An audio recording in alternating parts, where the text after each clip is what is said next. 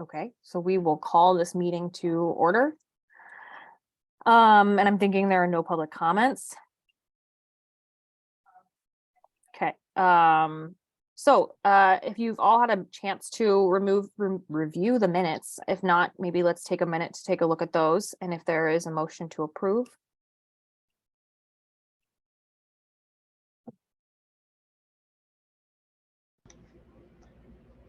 I wasn't there, so I'm abstaining. Oh, right. So Christine, I'll make a motion to approve. They look great. am I allowed to second? Okay, I'll second. And Louis gonna abstain. Does that allow us to approve them? Yeah, it does. You don't have to abstain, just to clarify, Louis, you certainly can, Okay. but if you are not at a meeting, you do not have to abstain from Interesting. approving minutes, That's good to know. because you will have presumably read them. And there's a Yeah. recording that you will presumably have watched. Right. Yeah, Louis. Make sure to watch. Of course. That's I'll exciting. vote yes. in Okay, favor. perfect. So if there is no discussion, do we all vote to approve? I think so, because we all made a motion. Okay, good. Off to a really great start today. Okay.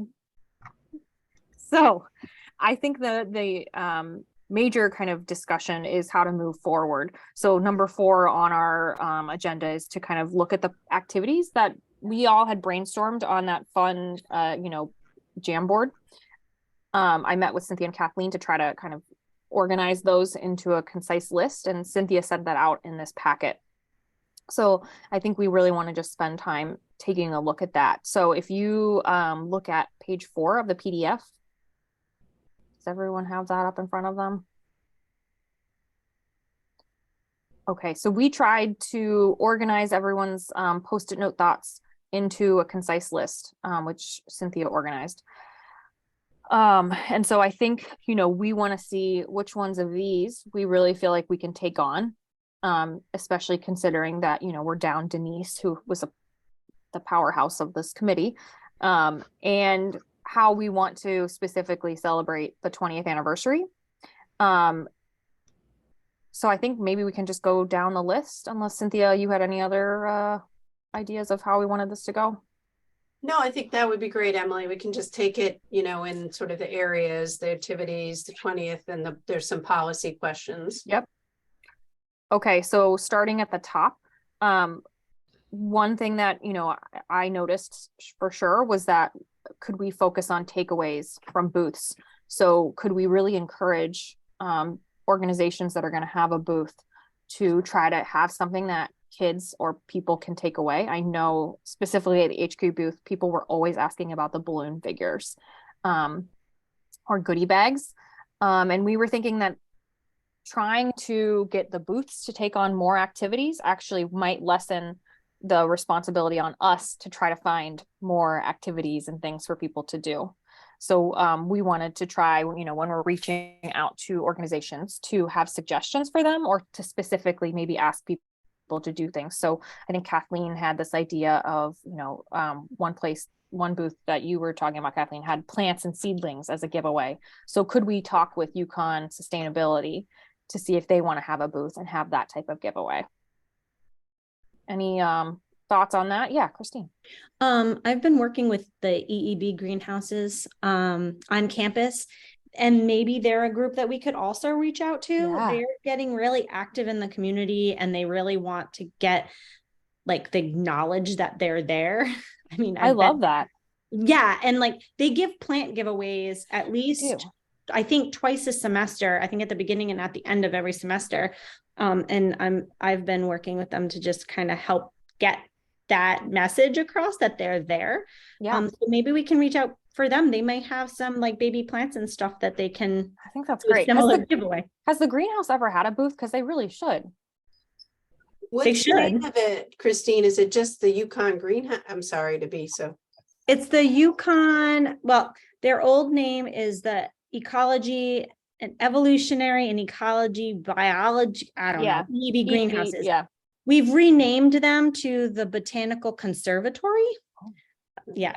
That really classes it up. Yeah, and it's more in line to what they are. Yeah. And they have a very extensive plant collection. It's the largest in the Northeast, and it's done like a lot of research. So they would be I think a great group to reach out to, and I can reach out directly to the head of the greenhouses if that's helpful.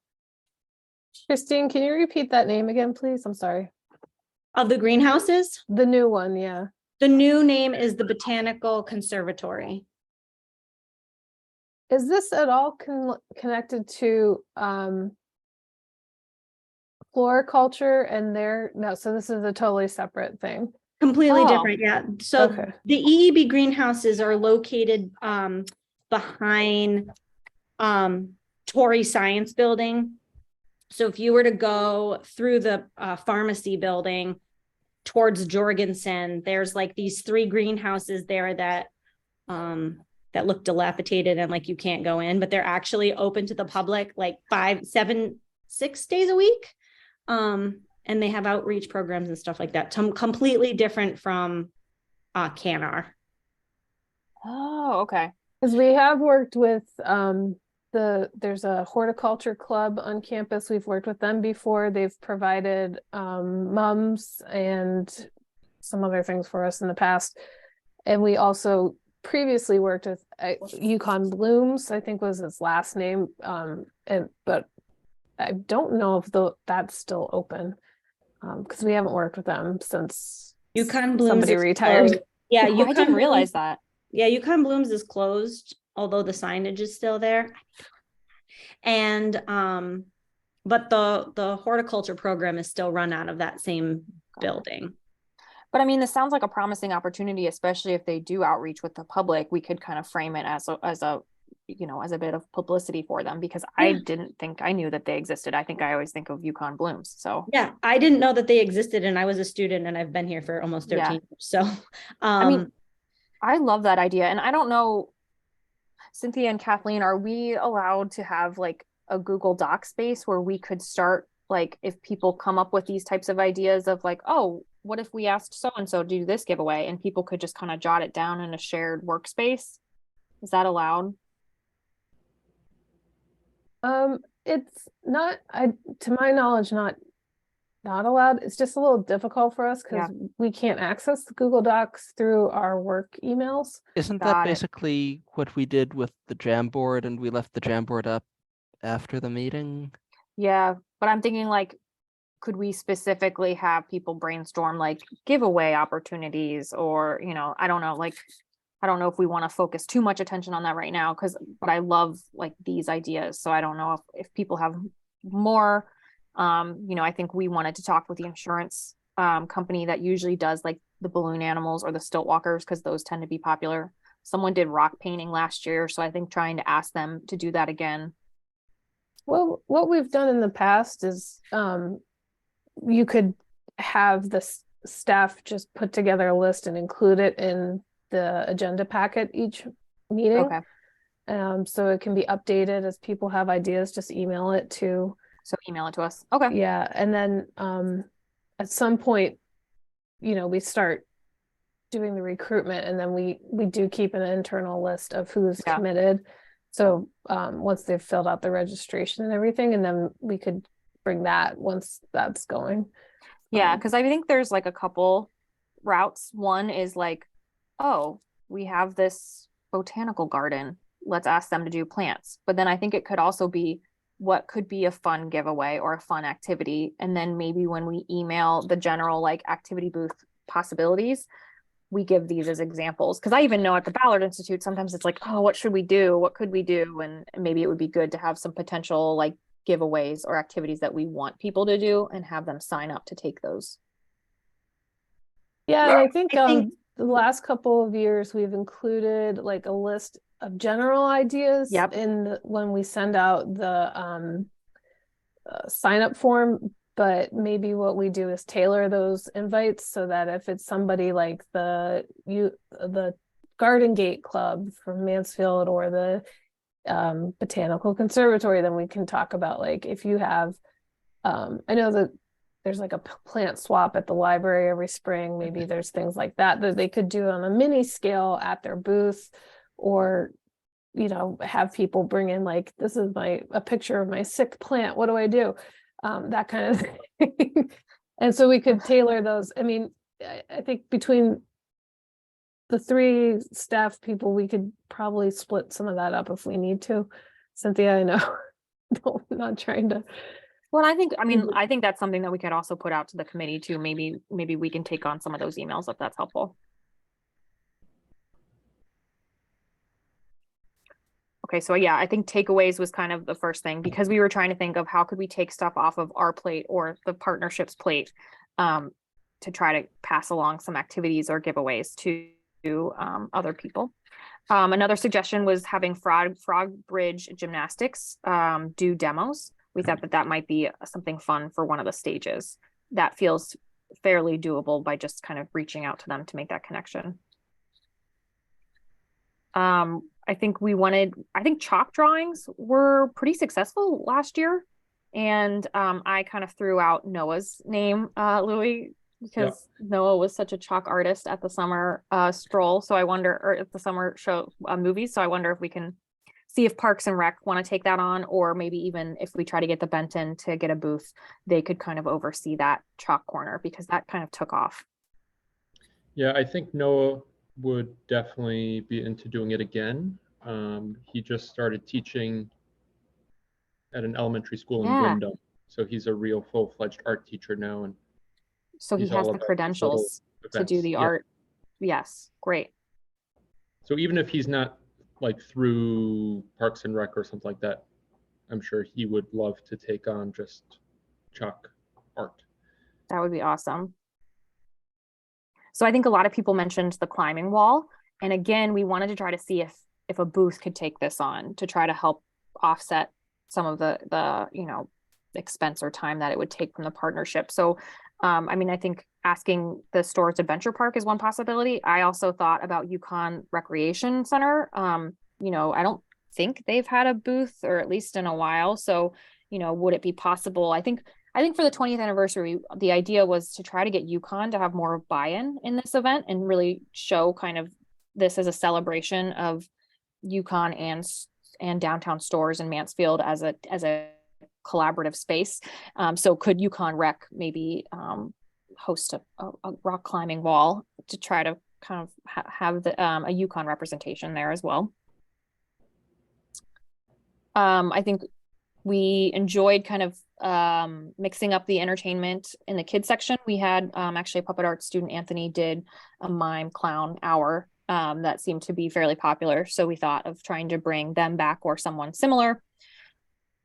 The scarecrow contest, I think, was fairly successful for how quickly it was thrown together. So I think maybe we could discuss if we want that to happen again, because I think a problem with it this past year was that it was probably a little tight to the actual Celebrate Mansfield, and was a challenge to make sure that we could actually publicize it. So I think if we want to do that again, if we want that to be one of the priorities, then we need to maybe start that publicity campaign a little bit sooner. Cornhole was something that I think we wanted to do a tournament. And again, it kind of was brought up a little bit late in the game, but we thought of, again, maybe asking Hops if they would sponsor the cornhole tournament and encourage them to have a booth. But I think that would be starting that conversation sooner, because I believe they've had staffing issues with actually being at the Celebrate Mansfield Festival. But we thought maybe if we can start that conversation earlier, they could plan ahead for it. I think I'm going to try to have more parading puppets in the kids area. Those I think are fairly easy to arrange, so maybe we can have the bugbears and some other characters back just to have them around as like a photo opportunity for kids. We talked about, I think something on the list that was brought up was a comedian or the open mic activities. I think we should discuss if that wants to be a priority for this year, or maybe something that we look to in the future, because I do think that will take some staff time from Mansfield Partnership to organize, unless we were able to get like Jorgensen or someone to help out with that. But I think logistically, I'm worried about kind of the time commitment that would take to organize that, and also making sure that they could be heard at the festival because it can be kind of loud. So maybe that's when we can come back to and discuss.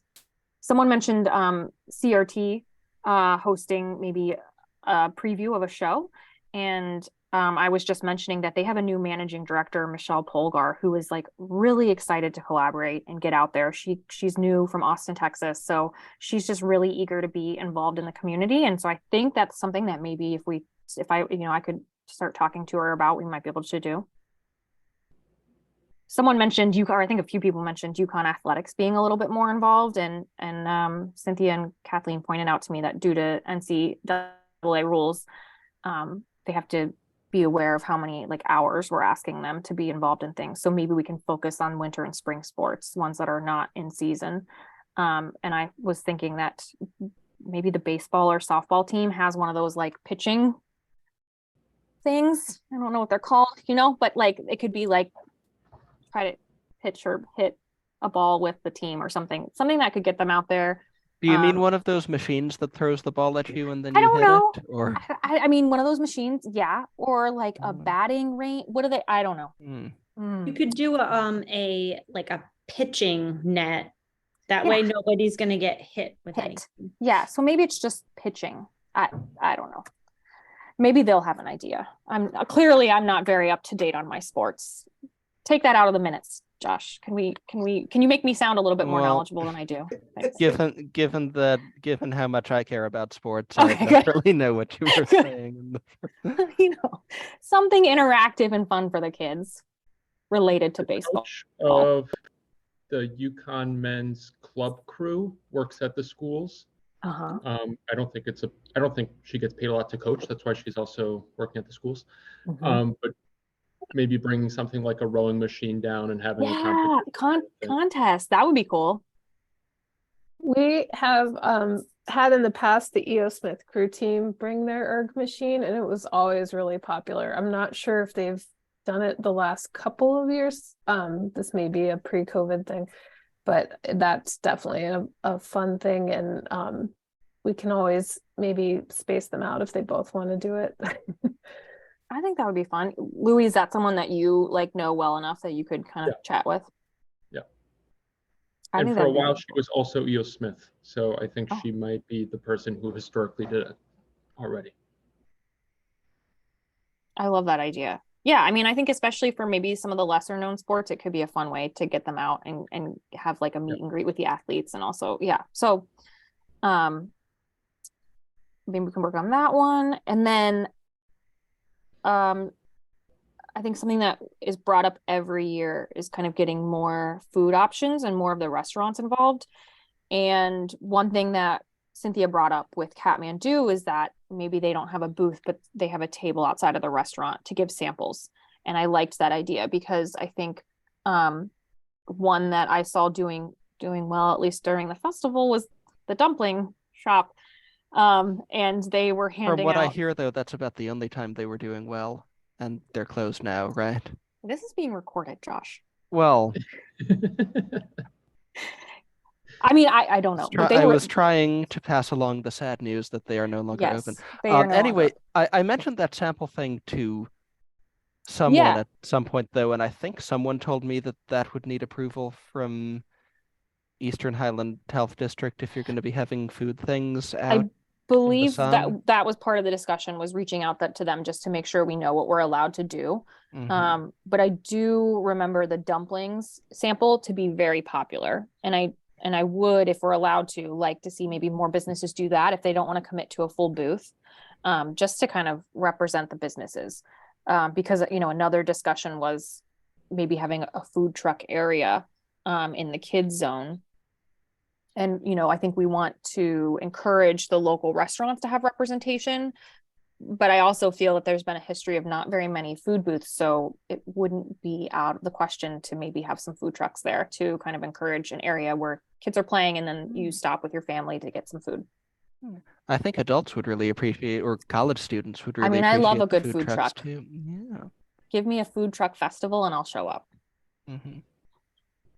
So those were kind of some of the suggested priorities, but then we also kind of revisited that list of how do we want to celebrate the 20th anniversary. And please feel free to like jump in with ideas. I'm just going to go down the list, but always suggest other things. Something that came up a few times was recording stories about what people loved about Mansfield. And that could be before the festival if we wanted to create something that could somehow be listened to at the festival, or it could be happening during the festival. And I think, I suggested maybe we get WHUS to have a booth. I have a couple students that work here, and they've mentioned that they're eager to kind of be more involved at events. They usually do have a booth, don't they? But like having them do something for the festival, like having them record the stories about why people love Mansfield, or UCTV doing something like that. Digital media and design is always a great collaborator. I know they're usually fairly busy with projects, but maybe they could get involved in this project, or kind of some tech group at EO Smith. I think there have been a couple people mentioning kind of collaborating with the Historical Society, so we can reach out to them. And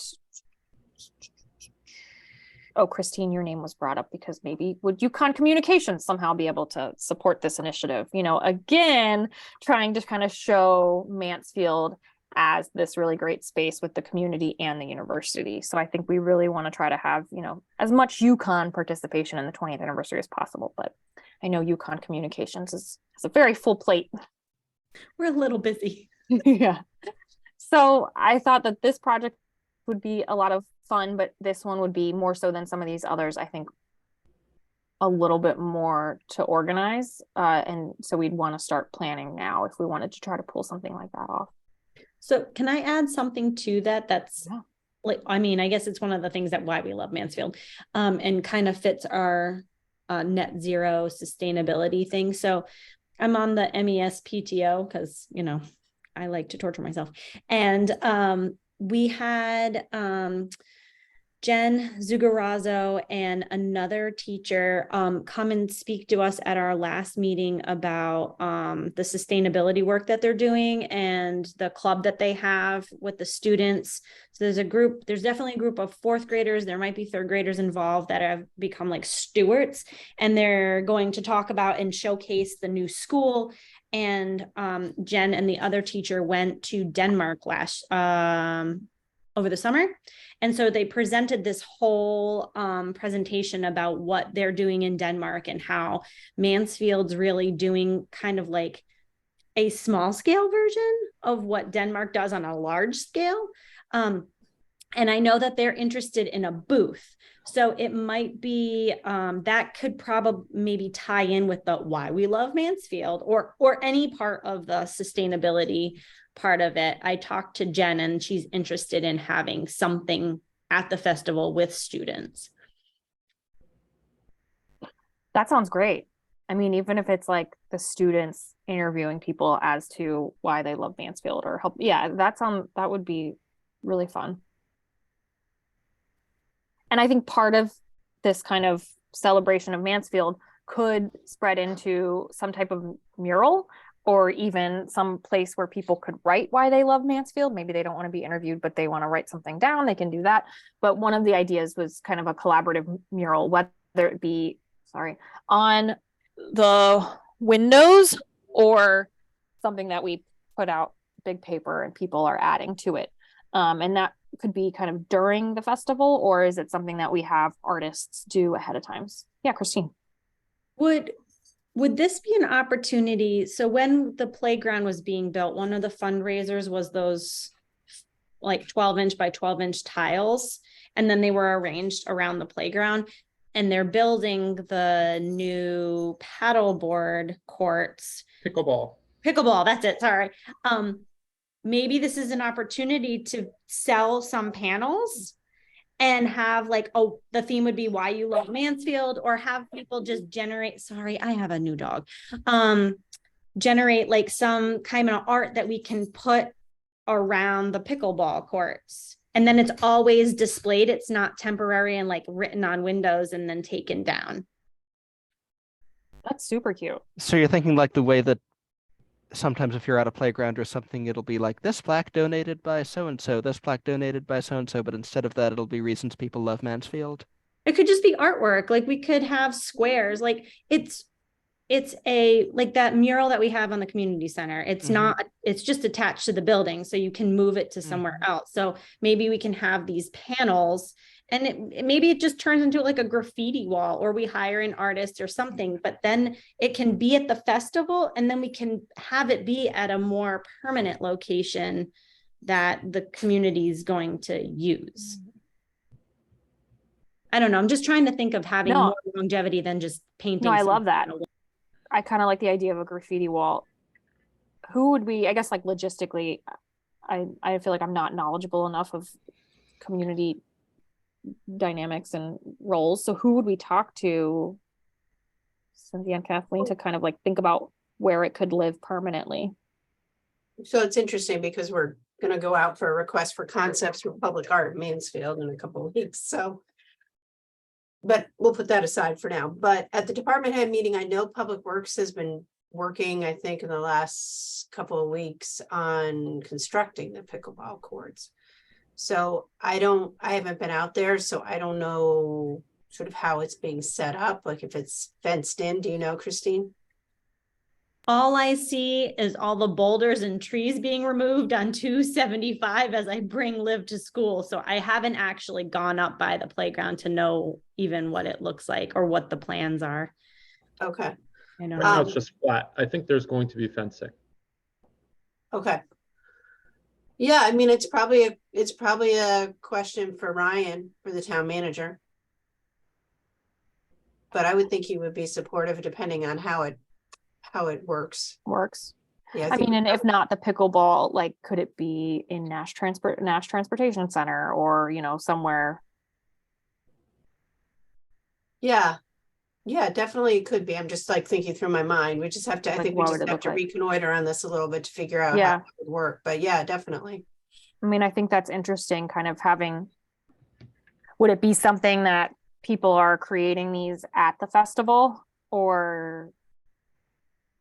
That's what I thought Christine meant at first, but then I wasn't sure if that's I don't know. It's an idea. No, I love it. Or maybe there's no bad idea. Figure it out right now. Yeah, figure it out. I don't know. I'm just an idea person today. Big idea person. But maybe it's something with the public works art. However that RFP will work, maybe that artist can come and take ideas from people in the community to create the public artwork. I don't know how many pieces we're looking to do, but maybe that could be one kind of avenue to do, because I know that I don't know the whole backstory to the one at the community center, but I know that artist actually has like real people from the town like depicted on it. So kind of a similar concept.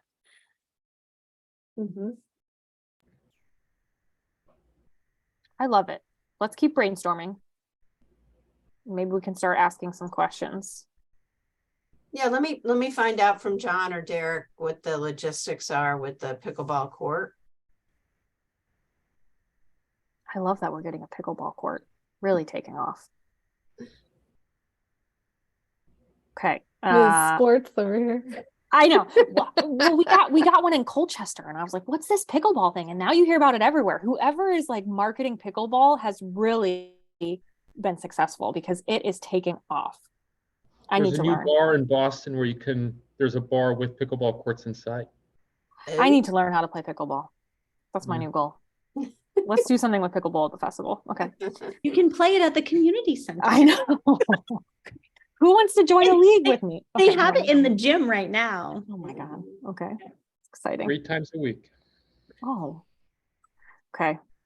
But okay, back to we'll discuss that later. Okay. So opening ceremony with school choirs. So trying to get more community groups involved. And I feel like this could be a fairly not simple, but it may be a low-hanging fruit to kind of ask some of these groups to be involved in the opening ceremony, especially if we're wanting to celebrate Mansfield. Could we get people from kind of the community to help us with the opening ceremony? I do want to just add to this, Emily, since we met, I did find out that the Senior Center Choir is making its return. So they are and I have expanded the list of potential choirs, but I think if the committee likes this idea, for an opening ceremony with like intergenerational choirs, I want to talk to a couple choir professionals before I reach out to all these groups to see if this is like in like a doable thing, because I can Sure. see it quickly getting like a little unwieldy. So I just want to I didn't want to reach out until we had a chance to discuss, but I do think that would be the next step, and then I can kind of report back whether or not this is a realistic plan. Especially one thing we have found over the years with the schools is there's definitely interest and willingness to participate, but the timing sometimes doesn't work. Yeah. Versus when the students start with their teachers or at the university level when they've auditioned and joined their groups. So that will be the next layer of things. But I just want to throw that out there that the senior center did resume their choir recently. That's exciting. Have you heard also about this music studio that moved into Kirby Mill? Yes, Waldron's Studio 88. 88. They think have they a have community chorus, some kind of which is community on my chorus. list. Good. Yeah, and I He called doesn't them know that yet. I haven't reached out to Well, anybody. I called them 2 weeks ago and did not hear Unless- back. So if you're, Hmm. it would be good to Kathleen, maybe to get some help from you if you know who it is. Okay. Yeah. Yeah, I just I think in my mind the thinking is get some go ahead from this committee about like a more ceremonial start. If that's the direction we want to go for the 20th, then my next step will be to talk to a couple of folks who I have experience with choir directing, and make sure that this is something that they think is at any scale doable. Yeah. And then we'll figure out the rest of it. Well, I mean, we've pretty much kind of gone through the list on the first page of general activities and then specific to this 20th anniversary. So I'd love to hear from the committee, Louis and Christine, which of these do we feel like are doable or priorities that we want to make happen, so that maybe we can kind of start ranking them a little bit in a way that we feel like, oh, these are the ones that we really want to focus on, or these we feel like we can pull off easily. So maybe let's start kind of in that first chunk under suggested festival priority activities and that first chunk of things, not specific to the 20th anniversary. Do you feel like there are items that you want to see happen for sure? The balloon animal. I'm trying to think if that was the same guy at the festival that we contracted at the community center. This guy who was making just the world's most unbelievable balloon animals. And I think they're two different people, but I think anyone who's a balloon artist is just unbelievable as it is. So I think that would be really cool. Although that may not fly with Ginny's balloon band. So I mean, that has come up with the sustainability discussion.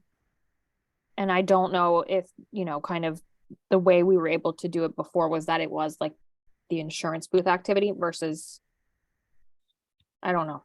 I mean, and did the insurance, are there discussions with these activity booths of activities that maybe don't go along with the sustainability mission? But I will agree that was probably the most requested booth, was where the balloon animals coming from. Yeah. I also like the schools had a booth where they were giving away STEM kits where you could make a circuit, and I thought that was really cool. And that felt like a good example of what you're saying of sort of putting the onus on the booth to come up with something, because I don't think we would have come up with circuit kits, and I think they sold out. They ran out, and they were pretty cool. Yeah. Which school was that? Do you know, Cynthia and Kathleen? Like the public school district did it. So it was Peter Dart and Candace were down there. So maybe specifically asking them if they could do something similar, or that. I love that idea. Yeah, we have heard that the schools, Mansfield Public Schools as the district is definitely wants to participate with the booth again, so we can bring these kind of suggestions to them and say we've received feedback that these are some ideas that people really enjoyed. Yeah. So we'll pass that one along. I get the sense though that the open mic comedian might be either too much of a time challenge or just content wise hard to find the right match. So I'm not sure that that's worth the effort that it's going to take, especially being down Denise. I mean, and I probably put a little bit of a negative spin on that one as I was discussing it. So not to influence your decision making, but I feel like that could be a lot trying to find a comedian, but I don't know, unless anyone else, maybe anyone on this committee comedian. Josh, I feel like you might be. Josh can do the puppet, the hand. Yeah. Well, if you want. We'll book you for an hour. Yeah. Way back in high school, I did used to host those kinds of things, but it wasn't in front of that big an audience. And I mean, I know you want there to be a kid-friendly comedian, and I could try to keep it. That's where I feel like it's very specific to try to find a comedian or someone that can fill that type of time. Yeah. So if I'm the kind of comedian who's going to be making jokes about how Brooklyn Dumpling just closed, then I don't want me. What if instead of a comedian, we go the MC angle? Oh, and we could maybe try and recruit some acting students that may really be into that sort of thing. So like emceeing the acts that are like introducing them, kind of making announcements. I like that idea. Has that ever been done, Kathleen or Cynthia? No, we had talked about an MC before, like hiring somebody, but it didn't work with the budget. So usually it's just historically been either the festival chair up there giving the announcements or I don't think that's part of the rules. Well, and then I did it a couple of times, so it's just me saying like thank you to the previous group. Now we welcome the next group. It's not like I'm not cracking jokes. Right. But that's certainly something we can look into. And the acting students might be within our price range. If you can't find someone, I could give it a try. I mean, I do host things on the radio, and I do have to keep things radio friendly for that. So I guess there's some hope for me. But... Okay, we can start thinking about MC options. I mean, even some of the puppet art students have MC'd our Puppet Slam, and they make it way more fun than I ever could. Did they MC it as themselves, or did they have the puppets? They MC'd as themselves. Oh, not with the puppets, no. Oh, because that would be awesome. We don't want to scare people away. Okay. Okay. So I like this idea of maybe thinking of it more of an MC than as like an act that has to happen during the event. Anything else on this first half of the page that really like stands out to you, that of things we want to make happen? I think the cornhole's low-hanging fruit. Yeah. Because you just need the cornhole stuff. You don't really need a lot of brain power to keep an eye on that. Or I think it's actually a low-hanging vegetable because it's corn, but that's true. I mean, I think I would love to see if we could get Hop at there, either, as a restaurant, doing something or doing this type of activity. I think it would be nice to have some representation kind of from the Four Corners area. But that might be something for sure that we could get one of the Yukon crew. Oh my gosh, I can't even think of, not professional sports, but club sports, to host as well. Like the rowers are always awesome. So do they want to, run the tournament? We might also want to check with Yukon Rec. I think it was the Special Olympics of Connecticut or a student group tied to them, but they held a cornhole tournament as a fundraiser for the Connecticut Special Olympics before. So they might, if they're going to do something similar to that, it could be like a teaser event. that would be probably easier than asking them to do the climbing wall. I mean, I know the climbing wall has come up a lot. How strongly do we feel about that being a priority this year? I Doesn't think it would seem be really cool if someone else can do it. right. But I kind of wonder if we have like a cornhole tournament and if we have the baseball team doing something and like rowing competitions, does that kind of do a bunch of smaller activities balance out not having the climbing wall? The issue with the climbing wall, when we've hired someone and they bring it, it's a pretty large expense. So we wouldn't have to run it. It's just one of our, and Kathleen, Yeah. correct me if I'm wrong, but it's one of our larger expenses. Yeah, it's, it is fun and it's a nice visual. It has a very large footprint and it is, I'd have to check the cost, but somewhere between 1,000 and 1,500 for the 4 hours.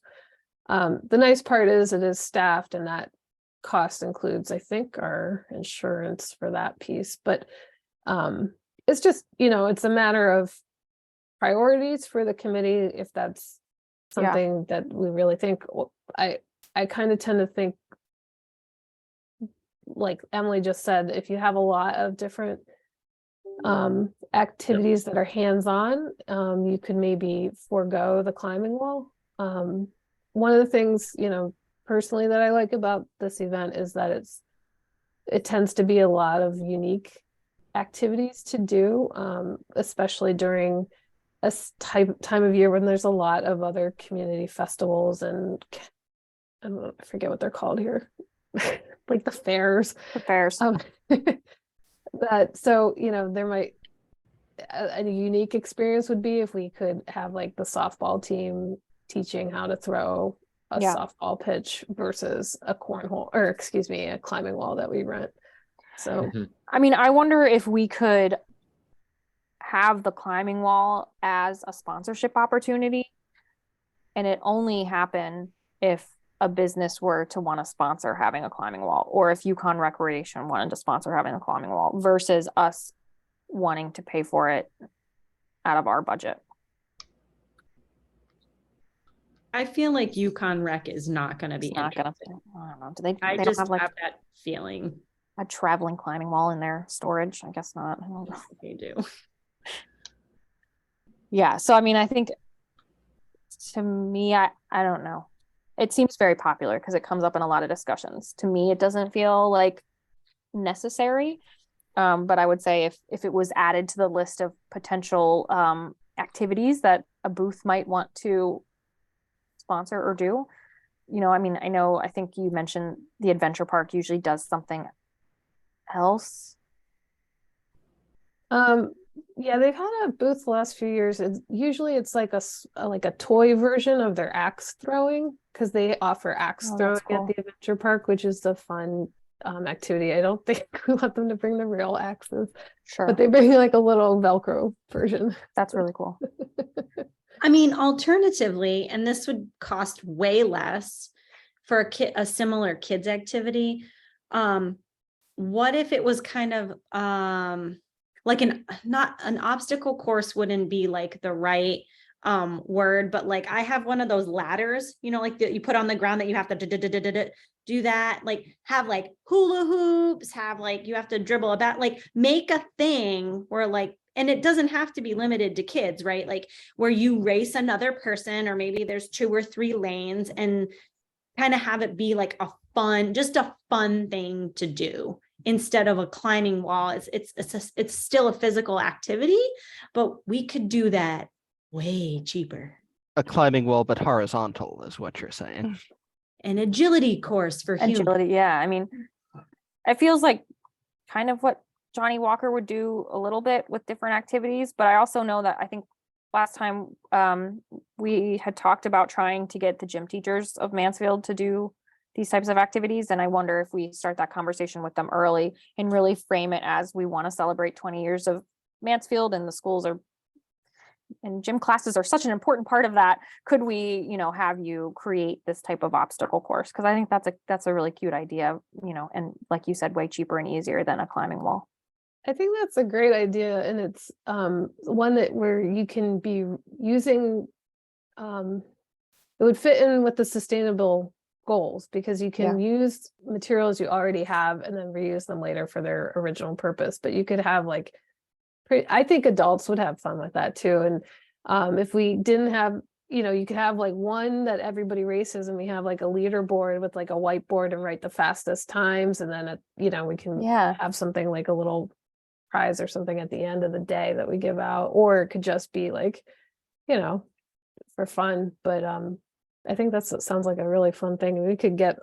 We had an activity we used to do at a day camp that I worked at that was like two buckets, and one had water and one was empty, and you get those big sponges, and the kids loved it. It's just like trying to get the water from one bucket to the other. And at the end, whoever had the most water, you get wet. It's fun. It's low waste.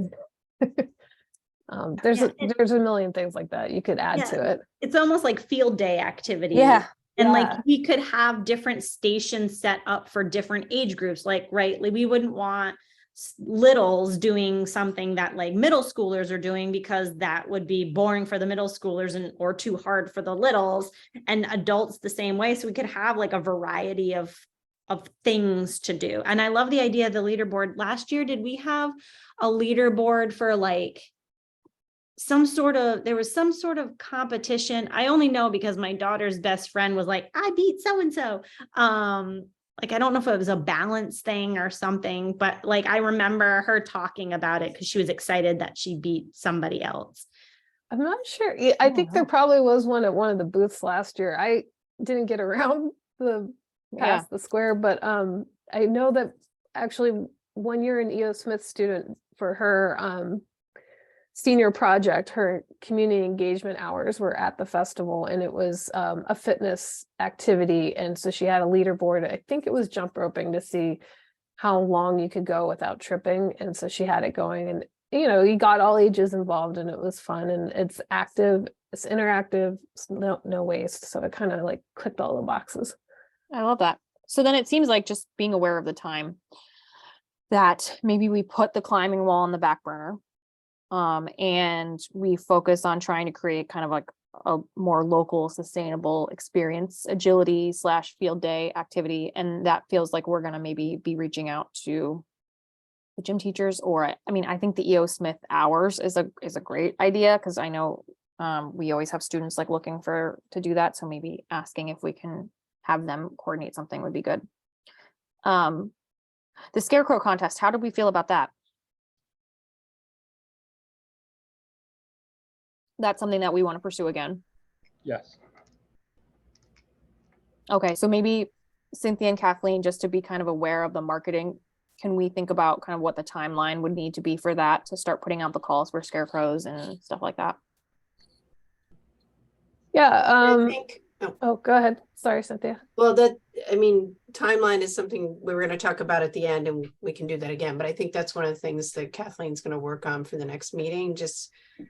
There's just several things where, as a staff, we just need to cut things off or have things ready to, we've made a decision and moved on. So I think the scarecrow contest, timing on that, getting area captains solidified, that kind of thing, getting our activities finalized. So yeah, the advertising for things that we need kind of plays all into that.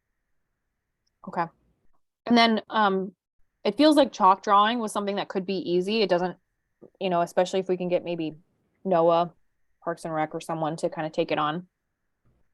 So maybe I don't know if it makes sense, Louis, to follow up with Noah. I think Noah wasn't actually at the festival because he had a prior commitment. Are you sure? He was at Spider-Man. I don't know, but like we maybe making sure. There was that He was triangle. briefly there. Oh, Public Works, Parks and Rec, Yeah. and our booth that he sort of monopolized with chalk. but maybe if we can kind of get this date on his calendar, he can be the artist that oversees the chalk mural. And if someone had forgotten the date, what would it be again? September 30th? Hypothetically. No, it's not hypothetical. If someone had hypothetically forgotten the date, they could hypothetically look in their meeting packet at the previous minutes, and it would hypothetically be right there. Or is it? Yes, it is. It is. So it's Okay. September 30th. It's the 30th. Saturday, Yeah. September 30th. Saturday, September 30th. So chalk seems good to go. Cornhole, we'll see if maybe we can find someone to oversee it. Comedian, we're gonna put on the back burner. But think about maybe an MC. CRT performance, if you all like that idea, I feel like I could start chatting with Michelle to see what's on the schedule and if that's something they could do. And then UConn athletes feels like, I don't know if that wants to be something specific or if it's just asking some of these winter spring sports to have booths and do activities.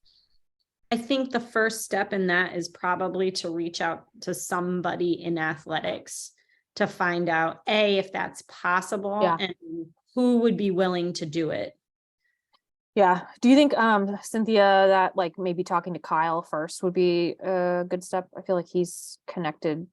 Yeah, and I'm not to give something else to Kathleen, but she had a similar conversation last year and she knows some of the folks at athletics, but I think starting with Kyle is the right way to go since he used to be in athletics too. So yeah, and I will say for people, well, I think everybody except me and Cynthia, we did used to have athletics participate with a booth, and often we had the basketball teams attend with the championship trophies and things, but the NCAA schedules changed, as well as our event date has migrated later in the month, which I think works better for almost every other participant. That's true.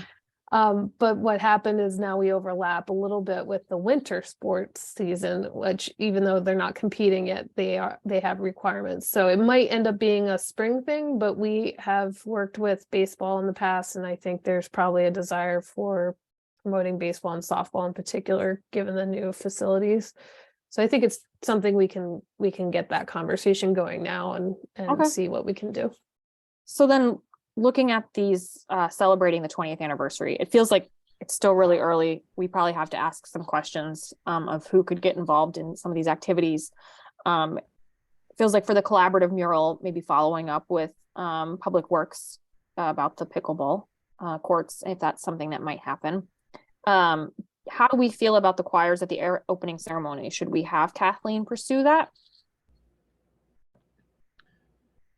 A few months ago, the schools did a choir concert that had middle school E.O. Smith and the fourth graders and kids from UConn, singers from UConn. And that was just remarkable. So I think, not that we need all, 300 of those people, but I think there's a willingness to collaborate, and like Ken Johnson from the middle school and Amanda from E.O. Smith are always looking for a little public stage for their singers. So, well, it sounds like they already kind of have that existing collaboration going, so it might not be reinventing the wheel to just ask those same. I think Kate Smallage would be into it too, as she had enough time to prep the kids in the elementary school. Right. Who led that effort out of the three of them? Was there one that sort of took the lead but I think it was mostly Amanda at E.O. Smith. Mm-hmm. The driving force had been that they had this world famous composer, I guess the #1 choral arrangement guy in the world. Eric Whitaker? Visiting UConn. Eric Whitaker or someone else? That doesn't sound familiar, but I'm not well versed in choral arrangement. I feel like he was somewhere around here at some point.